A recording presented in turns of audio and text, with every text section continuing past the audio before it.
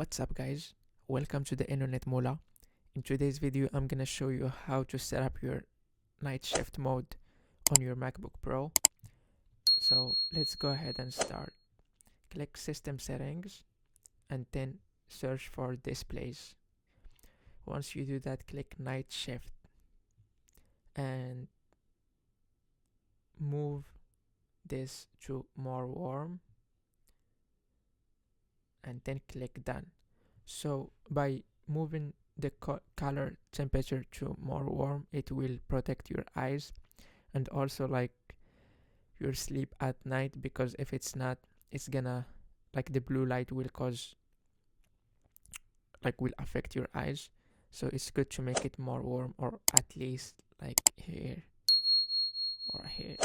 So I'm gonna make it more warm and then click done.